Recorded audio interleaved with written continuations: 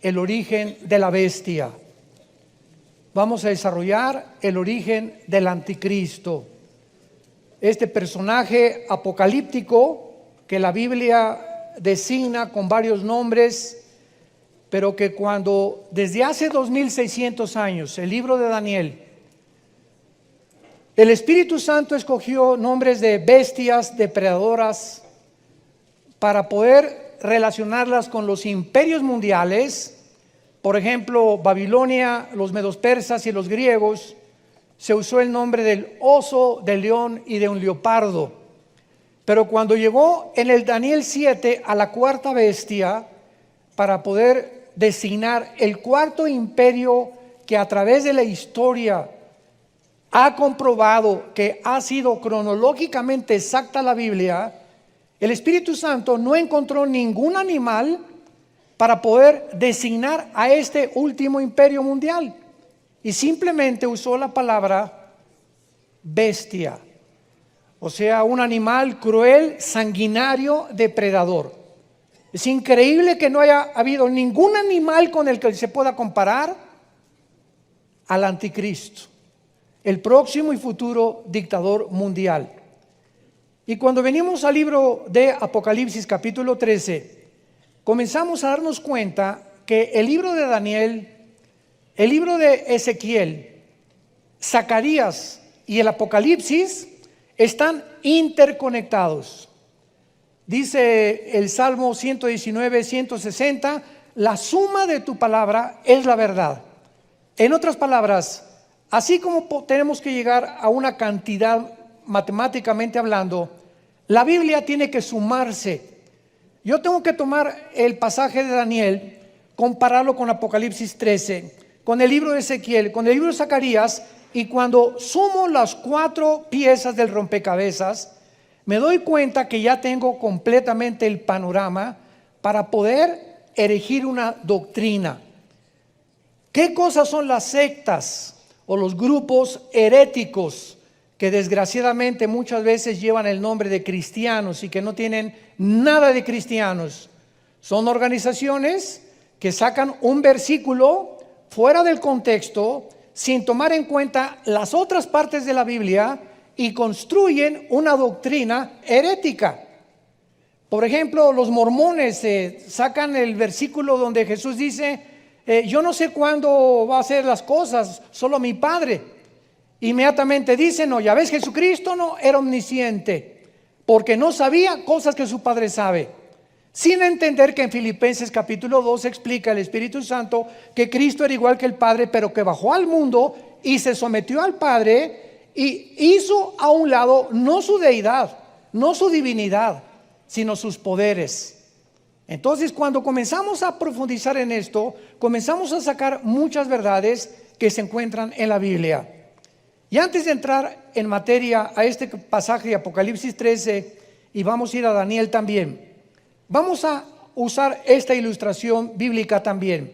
En el primer siglo, en las calles de Jerusalén, había una gran confusión y debates por todos lados en la ciudad, porque por todos lados la vida de Jesús había sorprendido a sus habitantes y se hacían muchas preguntas. Por ejemplo, en Juan capítulo 7, versículo 40 al 43, decían, verdaderamente este es el profeta. Otros decían, fíjense la diferencia de opiniones, no, este es el Cristo. Otros decían, ¿de Galilea ha de venir el Cristo? ¿Qué no dice la Escritura que del linaje de David y de la aldea de Belén, de donde era David, ha de venir el Cristo? Vemos nosotros que si realmente Jesús era el que era, estaban confundidos, porque en el Antiguo Testamento se proyectaba al Mesías de muchas formas. Entonces, ¿cómo podría el Mesías venir de Galilea si Miqueas 5 decía que iban a nacer en Belén? ¿O qué no decían las Escrituras también que iban a nacer en Belén? Entonces, ¿cómo podían nacer tanto en Galilea como en Belén? Desde el principio, el asunto del origen del Mesías comenzó a ser investigado y debatido donde quiera que Jesús aparecía. El mismo rey Herodes, ¿se acuerdan? Cuando supo que los reyes magos venían del oriente de Babilonia buscando a dónde iba a nacer el Mesías, hizo una comisión de investigadores para que fueran y checaran en las escrituras de la Torá donde estaba escrito que nacería Jesucristo. Y le ofrecieron en Miqueas 5 versículo 2 que la Biblia dijo que iba a nacer en Belén. No cabe duda que los investigadores de Herodes le dieron el texto correcto, pero Jesús aconsejó a sus discípulos que tomaran en cuenta todas las profecías mesiánicas para que tuvieran el cuadro completo. Y esto fue precisamente lo que ignoraron aquellas personas en el siglo I de nuestra era, que no pudieron entender lo que Jesucristo les había explicado. Dice Lucas 24, 25 al 27, que cuando Jesucristo resucitó, esto fue precisamente lo que le molestó a Jesús, que no hubieran puesto todo el panorama completo, porque si lo hubieran puesto, hubieran sabido claramente que el Mesías no iba a venir a gobernar primero, sino que el Mesías tenía que sufrir y después gobernar. Y cuando los judíos vieron que Cristo en Jerusalén entra en un burrito y se pone a llorar en la ciudad, se decepcionaron.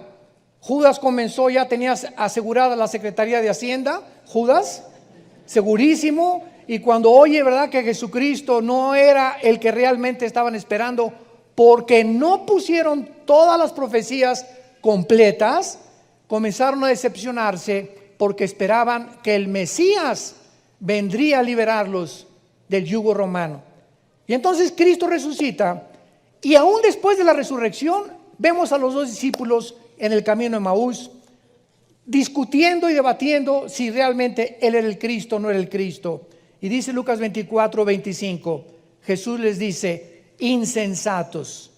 O sea, están completamente sacados del camino, están confundidos, tardos de corazón para creer todo lo que los profetas han dicho. No es necesario que el Cristo pareciera estas cosas y que entrara en su gloria. O sea, ¿qué no se fijaron que yo tenía primero que sufrir?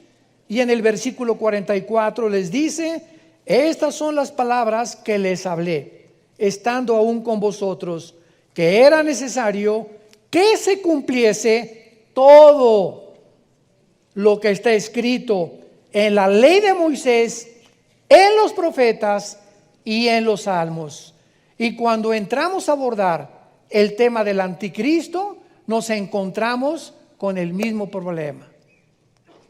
Durante algún tiempo me enseñaron, cuando estuve estudiando la teología de la escatología bíblica, que el anticristo tenía que ser judío, porque en Génesis 49 dice la profecía que Jacob mencionó a sus hijos, que vendría de una de las tribus de Israel, y que de esa tribu de Israel, de donde el anticristo iba a venir, ahí decía que iba a ser gobernante de Israel y que iba a oprimir a Israel.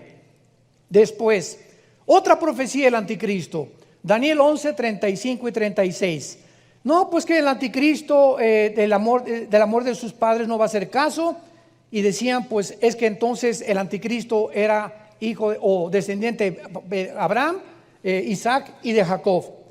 Y después que el anticristo no va a hacer caso de las mujeres, por lo cual que el anticristo va a ser un homosexual. Entonces, cuando tenemos este grupo de profecías, sin tomar en cuenta la otra forma y el otro grupo de profecías que vamos a ver en la Biblia, comenzamos a entender, mientras más cerca estamos de la segunda venida de Jesucristo, más claridad vamos a tener en las profecías bíblicas. Porque en Daniel 12 dice la Biblia que los entendidos entenderán todas las cosas. Veamos, bueno, que de Cristo se profetizó que nacería en Belén, que nacería de una virgen, que vendría del linaje de David, que llegaría a Jerusalén montado en un burrito, que sería vendido por 30 monedas de plata, que resucitaría al tercer día. Todas estas profecías, si se hubieran unido, pudo haberse resuelto la identidad del futuro Mesías, como vamos a tratar de resolver la identidad del anticristo en esta conferencia.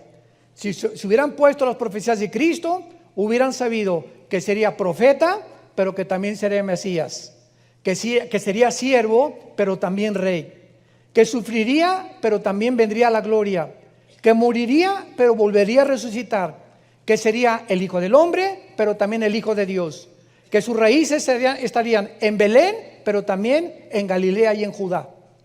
Entonces, cuando solamente tomamos una parte, para que me vayan siguiendo, nos damos cuenta la necesidad de escudriñar las Escrituras. Juan 5:39, escudriñen las Escrituras, hagan pozo en las Escrituras, investiguen, indaguen, busquen. La Biblia no es un libro superficial, es un libro que contiene piedras preciosas, tesoros escondidos que Dios quiere ahorita en la época que vivimos desenterrarlos para que podamos ver la grandeza de sus pensamientos y podamos vivir con una seguridad y una esperanza absoluta de que este libro es maravillosamente inspirado por Dios.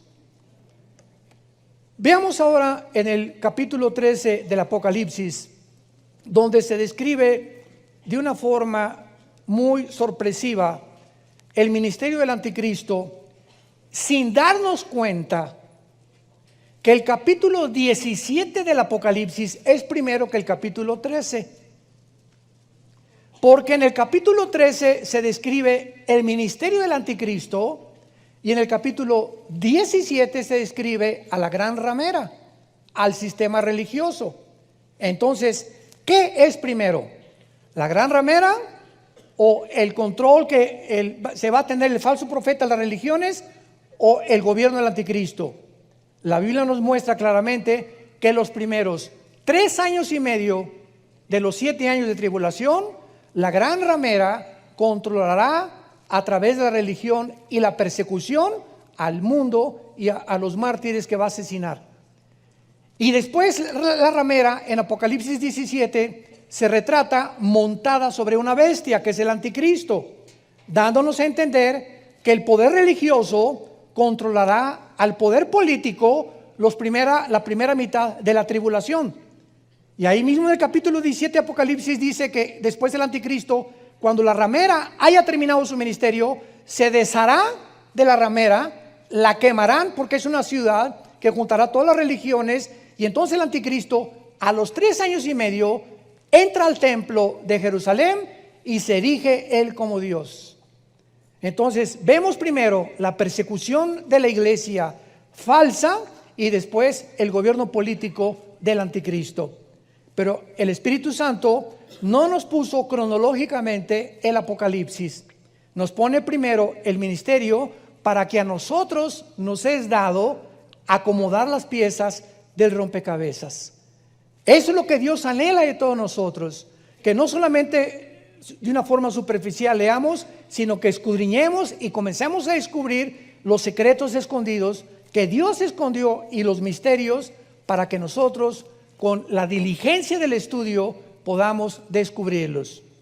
Dice el capítulo 13 de Apocalipsis: me paré sobre la arena del mar. Número 1, ¿dónde estaba Juan cuando escribió esto?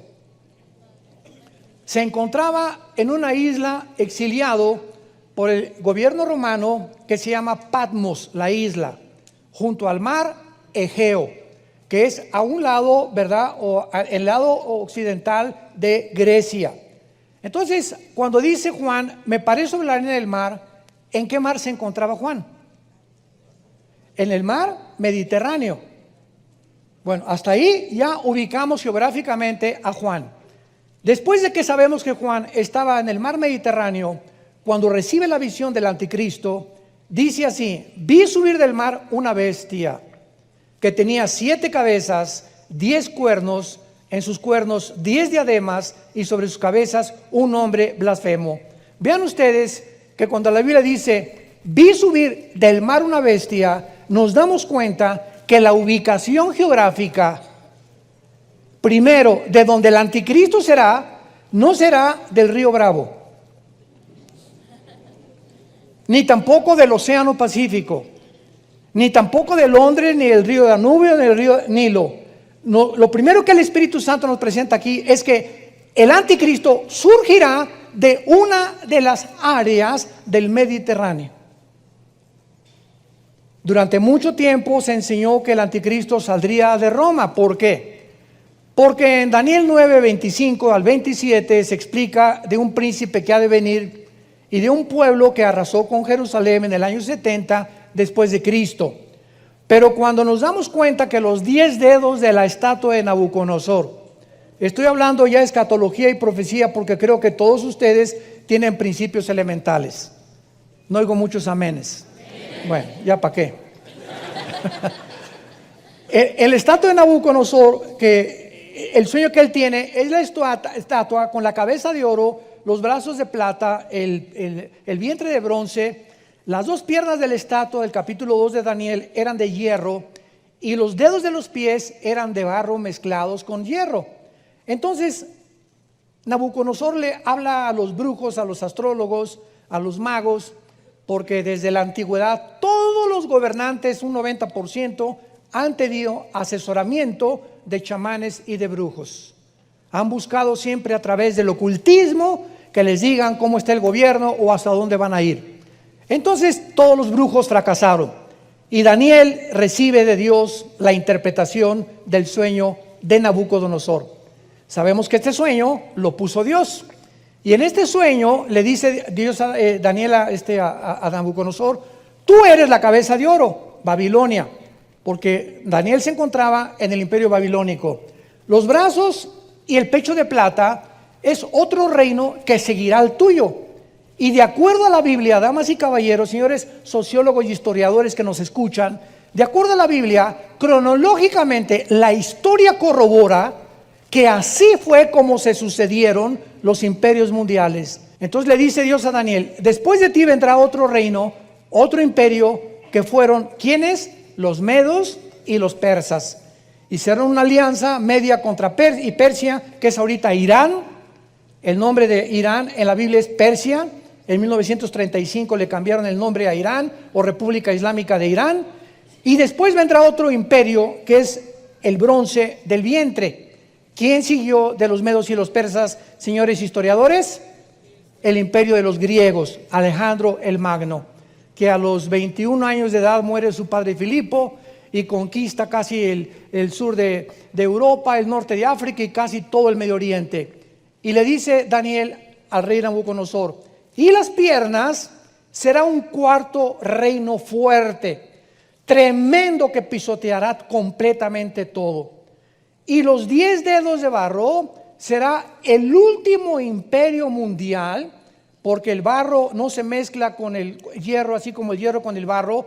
Y en ese momento Daniel le dice: y una piedra viene del cielo y golpeó la estatua en los pies y se derrumbó Babilonia, los medos y los persas, Grecia, Roma y el imperio del anticristo, representado por los 10 dedos de la estatua de Nabucodonosor. ¿Por qué los 10 dedos de la estatua de Nabucodonosor representan el imperio final del anticristo?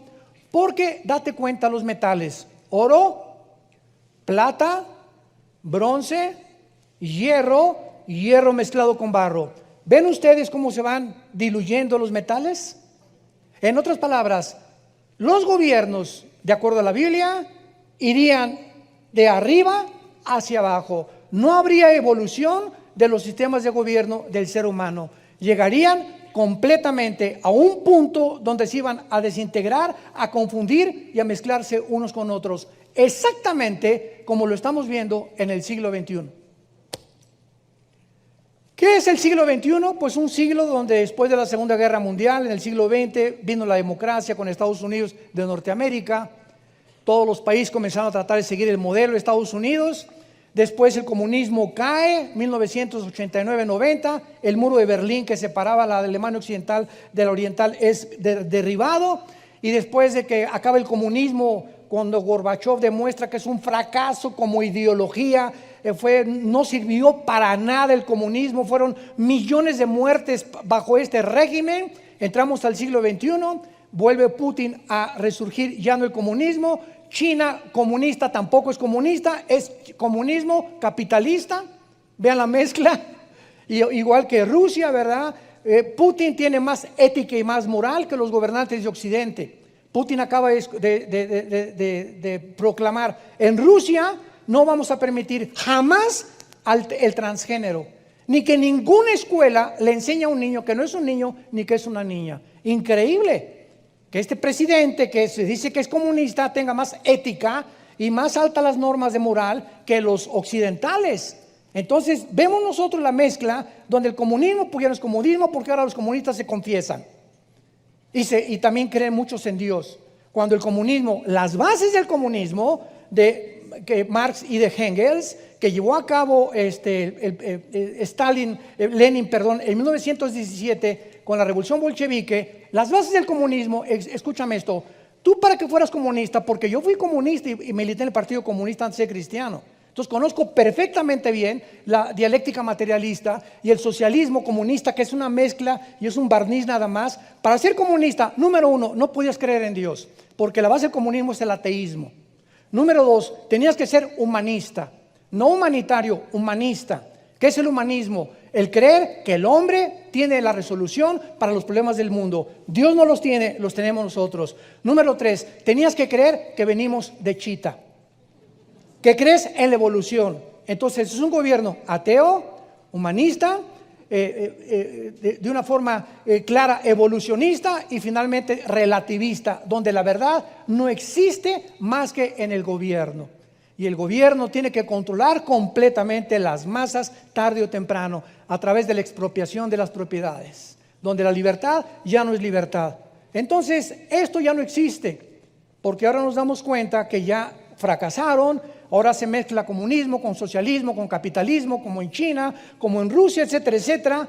Y ya no hay una ideología pura que pueda realmente decir: este ha funcionado. Todas han fracasado.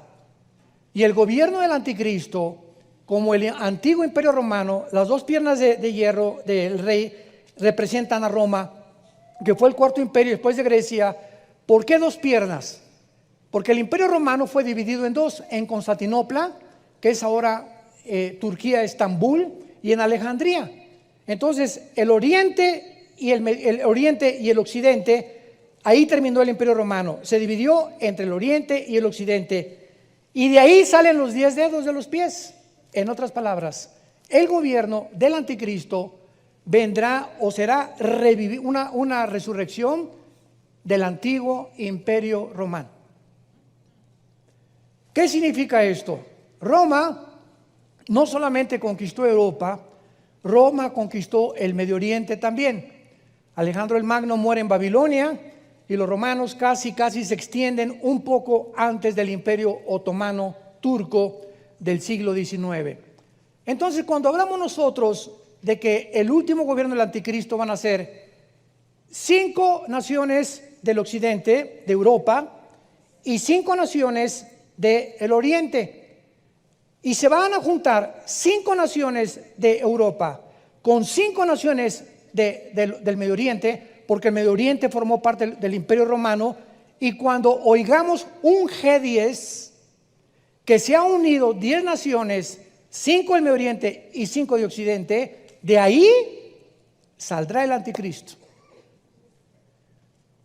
Entonces, como se dedujo que Roma fue su capital, Roma, Italia, pues que el anticristo tenía que ser o italiano o romano.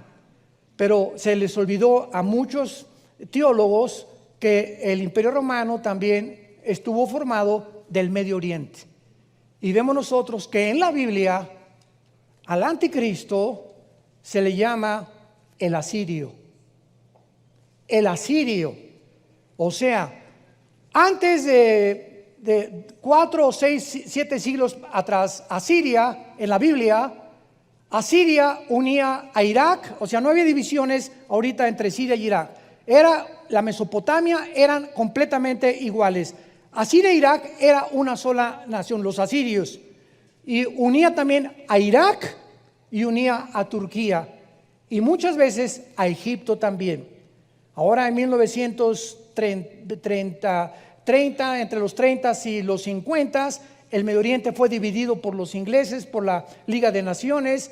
A Israel le dieron la participación que tiene ahorita, a Jordania la pusieron aquí, a Líbano lo pusieron aquí, a Irak lo pusieron aquí. Y esta división que tú ves ahorita en el mapa del Medio Oriente no existía antes. Entonces venimos a la Biblia y nos damos cuenta que el anticristo va a surgir del área de lo que es ahorita Siria e Irak. De esa zona del Medio Oriente el anticristo va a surgir. Vamos a comenzar a estudiar algunos pasajes y vayamos al primero, Isaías capítulo 10. Todo esto tenemos que corroborarlo, comprobarlo con las Sagradas Escrituras. Isaías, vamos a ver más de 5 pasajes que nos hablan de lo mismo y que nos darán mucha luz acerca de por qué el anticristo surgirá de la zona del Medio Oriente, que es ahorita el foco caliente del mundo entero, Irak y Siria. Dice en Isaías capítulo 10, versículo 5, número 1: Oh Asiria, vemos un juicio de Dios en contra de esta nación. Vara y báculo de mi furor, en su mano he puesto mi ira. Le mandaré contra una nación pérfida, y sobre el pueblo de mi ira le enviaré, para que quite despojos, arrebate presa y lo ponga por hollado como lodo en las calles. Aunque él, está hablando del anticristo, lo vamos a comprobar, aunque él no lo pensará así, ni su corazón lo imaginará de esta manera, sino que su pensamiento será desarraigar y cortar naciones no pocas.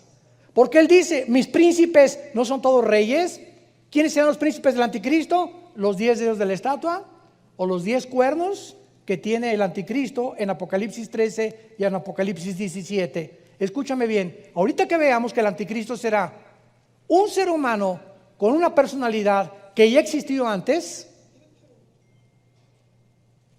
el anticristo va a ser poseído por un principado satánico que existió antes, que va a salir del abismo, Apocalipsis 11, y va a entrar en el anticristo.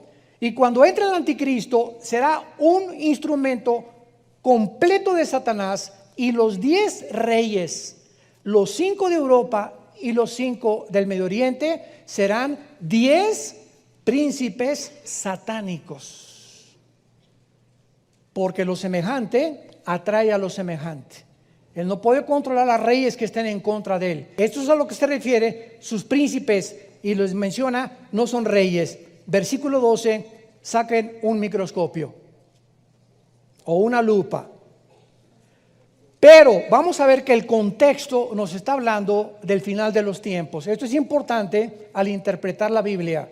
¿En qué contexto de tiempo se está hablando de esta profecía?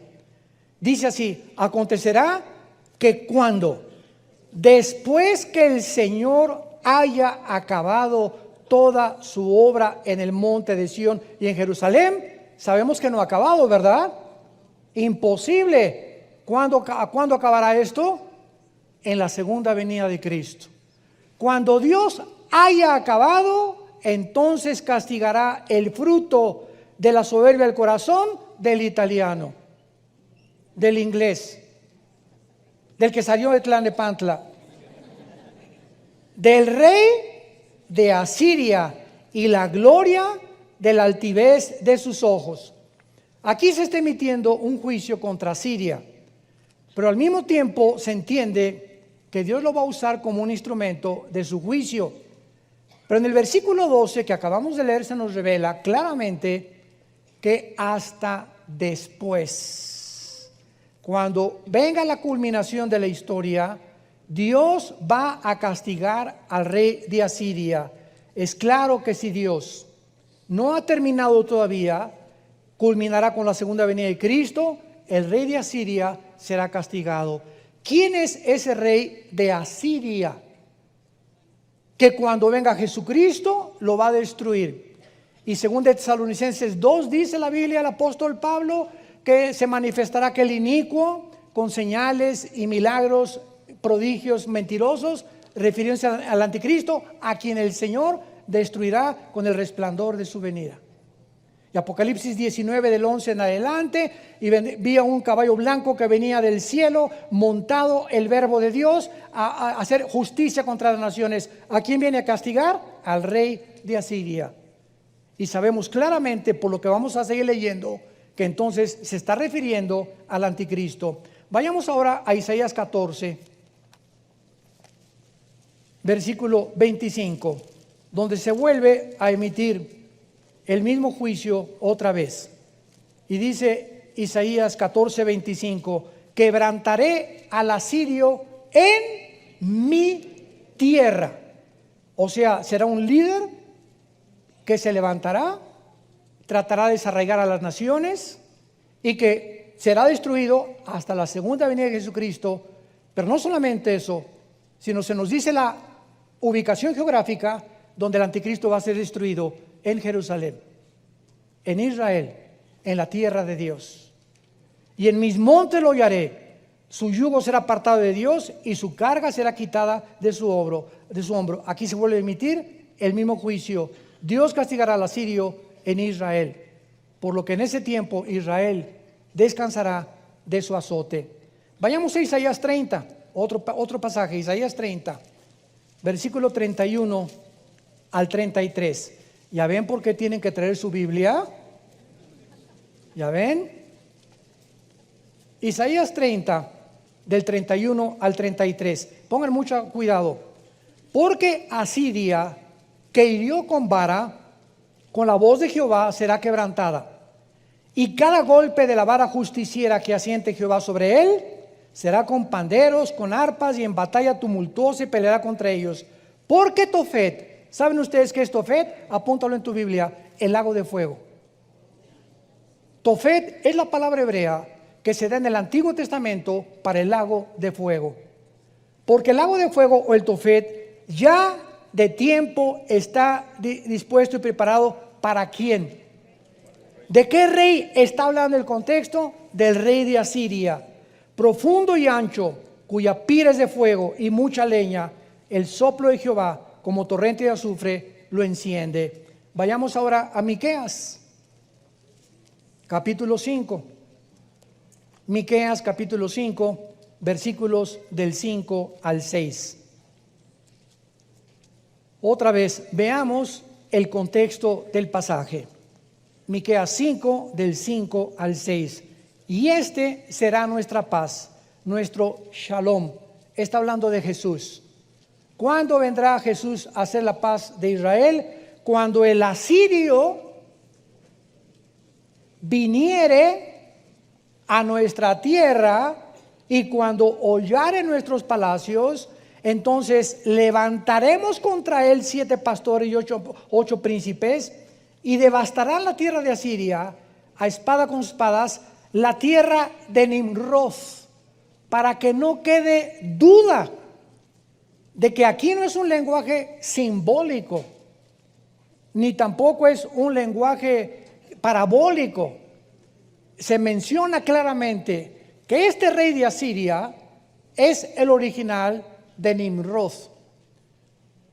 Génesis 10, del 11 en adelante, Nimrod fue el primer rebelde que se levantó contra Dios, y Nimrod fundó Babilonia, que es la segunda ciudad más mencionada en las Escrituras. Y Nimrod es el prototipo original del anticristo. La tierra de Nimrod, y nos librará del asirio, cuando viniere con nuestra tierra y hollare nuestros confines.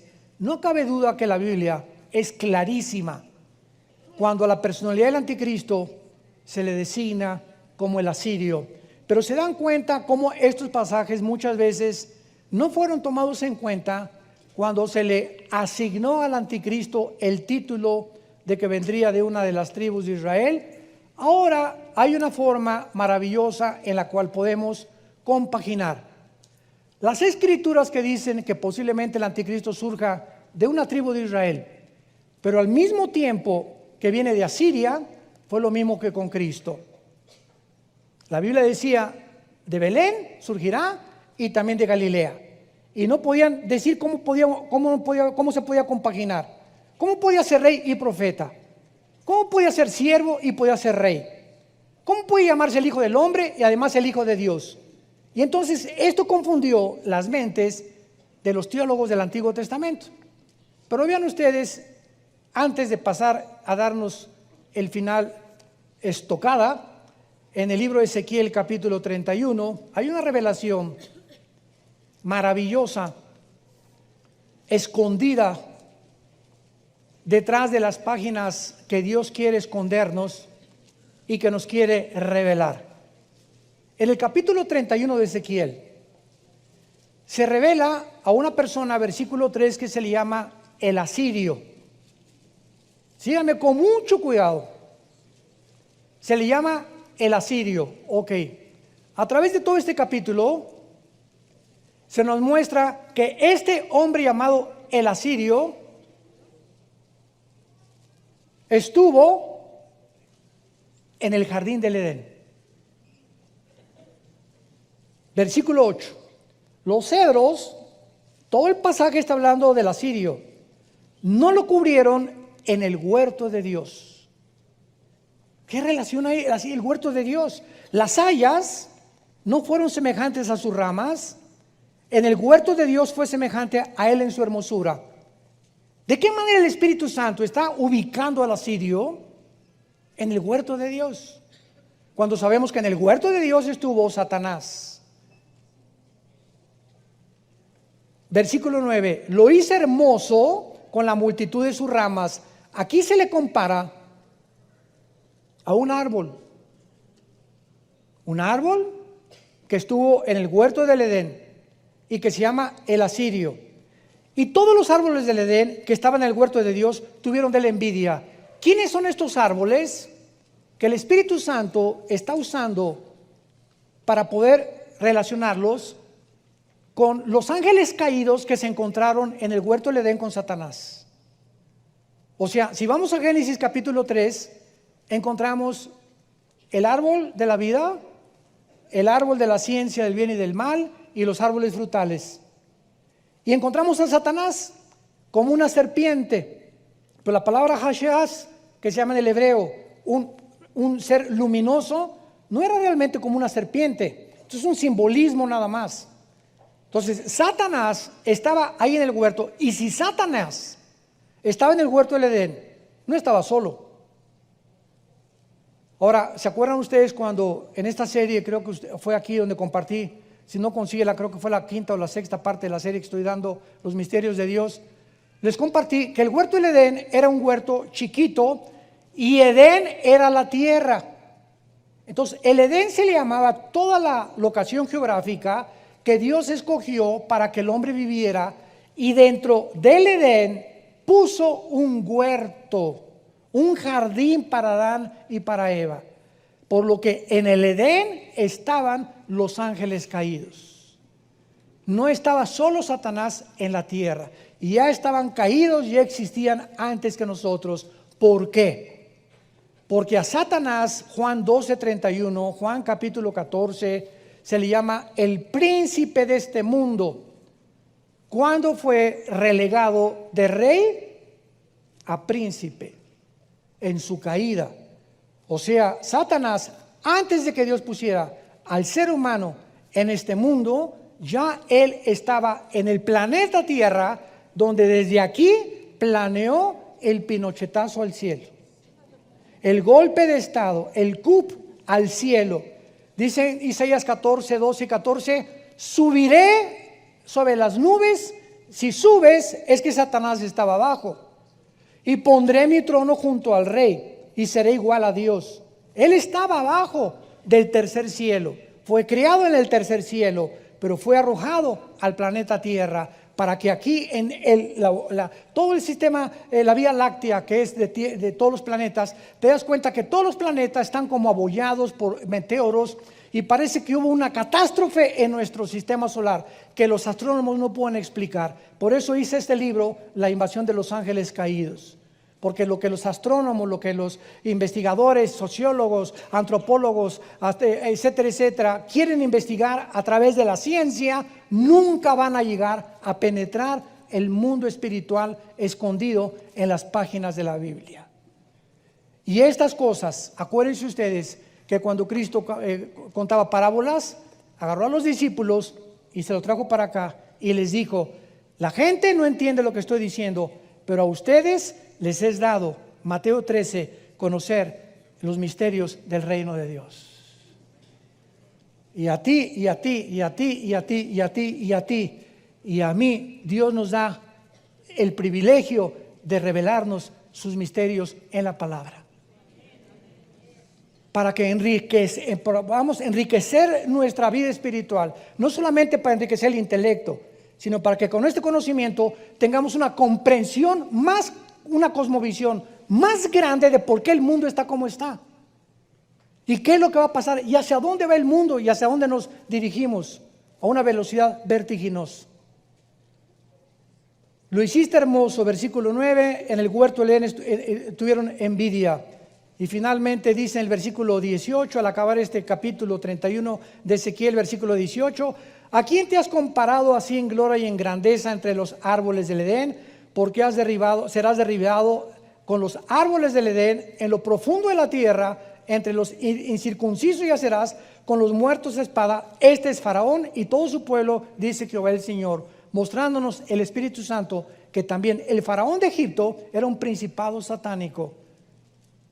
Fue el que mandó matar a los judíos, fue el que los persiguió, el que los esclavizó. Todos esos imperios, Egipto, Asiria, Babilonia, medos persas, griegos y romanos, son los 6 imperios de Apocalipsis 17. El séptimo será el gobierno del anticristo y el octavo era, es y no será, vendrá del abismo, será el anticristo. Apocalipsis 17. Lo vamos a ver en la próxima clase. Muy bien, ahora veamos claramente en Apocalipsis 10 y 11, versículo 7. Regresemos a Apocalipsis. Ojalá que no se empachen. El año que entra muchos lo van a entender, o entre 2 años. Pero tenemos que seguir compartiendo la palabra y la profundidad de la palabra de Dios. Es tiempo ya de poder escudriñar las Escrituras. En Apocalipsis 11 se describen a los 2 testigos finales, que posiblemente sean Moisés y Elías. Ya las evidencias de que ellos van a ser, no vamos a perder el tiempo, pero dice la Biblia que, versículo 7, que cuando ellos hayan acabado su testimonio, la bestia que sube del abismo hará guerra contra ellos y los vencerá y los matará. Esta bestia sabemos que es el anticristo. Comparen rápidamente con Apocalipsis 17, versículo 18. Apocalipsis 17, versículo 8. La bestia que has visto era, nos damos cuenta que esta bestia que es el anticristo ya existía antes. La bestia que has visto era, y no es, en el tiempo de Juan, esta bestia seguía en el abismo y no ha salido del abismo, saldrá hasta que el anticristo se manifieste. Y está para subir del abismo e ir a la perdición. Vemos pues que esta bestia, que es el anticristo, se le retrata. ¿Cómo es posible que el anticristo, pregunta, surja del abismo? ¿Acaso el anticristo estará involucrado con principados satánicos? ¿Que el espíritu del anticristo existió antes? Es otra pregunta que me han hecho muchos estudiantes. ¿Y el abismo? ¿Qué es el abismo?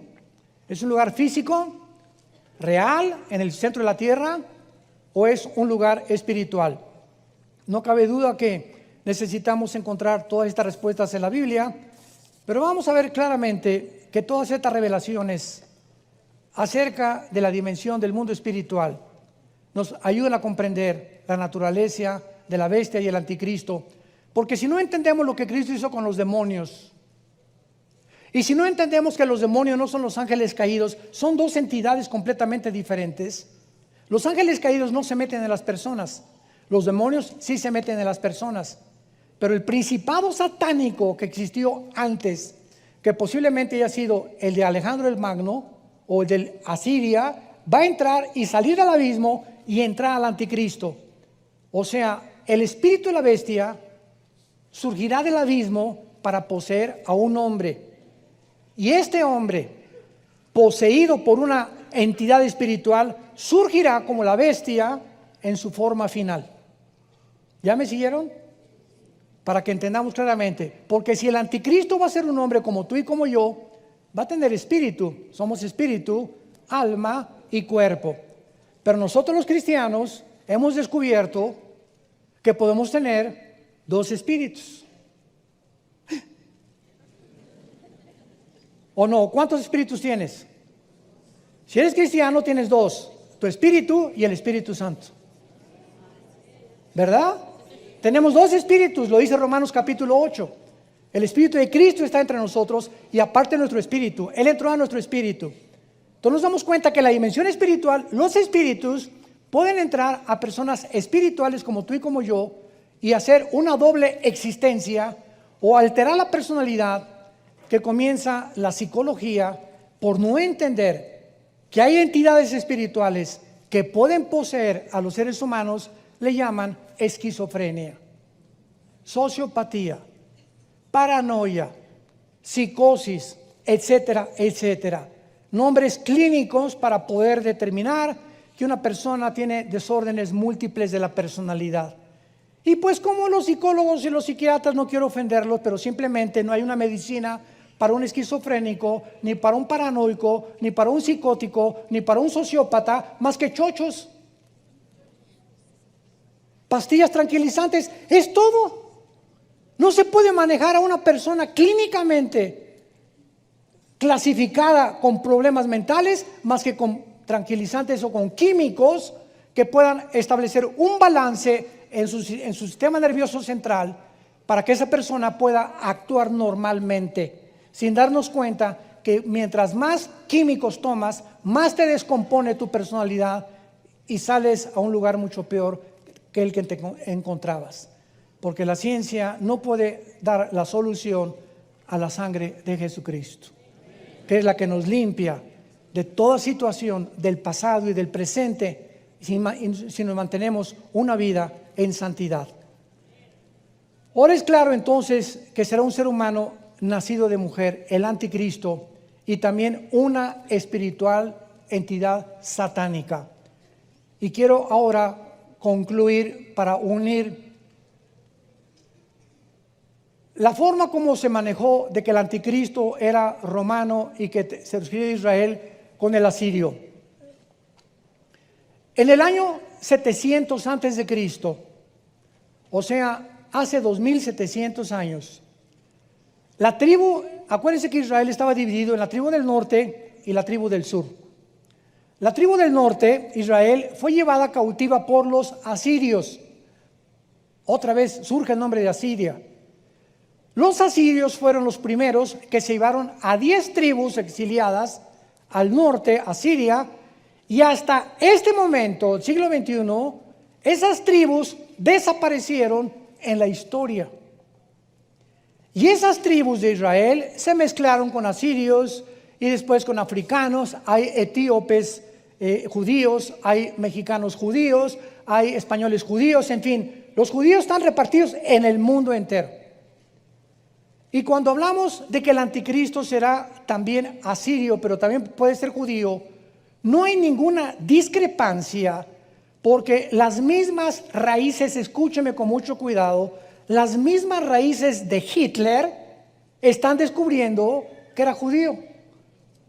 Virgen del Socorro. Carlos Marx, judío, ateo. Sigmund Freud, judío, ateo. El hecho de que sean judíos no significa que sean mesiánicos o que crean en Dios. Hay ateísmo en el judaísmo también.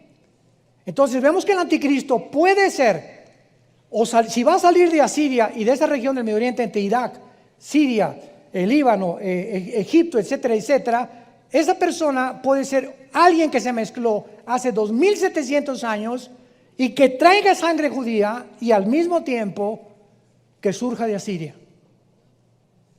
Entonces puede ser un judío asirio. Qué fácil estuvo, ¿verdad? Un mexicano judío, un guatemalteco judío. ¿Cómo puede ser Guatemala y ser judío? ¿Por qué guatemaltecos que son judíos? Ahorita si por ejemplo un americano, yo conozco americanos que nacieron en Costa Rica, de misioneros americanos. ¿Qué son? ¿Ticos, o sea, costarricenses, o son gringos? Pues son de los dos, ¿verdad? Porque nacieron en Costa Rica, pero su origen es Estados Unidos de Norteamérica. Ni tampoco Estados Unidos de Norteamérica, porque no hay ningún original en Estados Unidos de Norteamérica. Todo Estados Unidos está poblado por inmigrantes. Los únicos gringos son los apaches, los Sioux, los Cherokees, las tribus indígenas que entraron por el estrecho de Bering de Asia, porque descienden de Sem, todos los indígenas desde aquí hasta el Amazonas, todos descienden de Sem, del segundo hijo de Noé, y entraron y poblaron, y son los aztecas, tlaxcaltecas, los Sioux, los en Guatemala, los mayas, todos ellos, chichimecas, etcétera, etcétera. Todo Sudamérica fue poblado por la tribu de los semitas, y todos los demás son inmigrantes en Estados Unidos. Y cuando comenzamos a tener todo este panorama, podemos armar ya un rompecabezas y entender, porque muchas veces nos confundimos en la Biblia, pareciendo que esta parte contradice esta parte. No hay contradicción. Hay que seguirle investigando, rascando, para descubrir realmente lo que Dios quiere darles a los diligentes, a los Josés, a los Danieles del siglo XXI. Te damos gracias, Señor, por tu palabra maravillosa, que es verdad.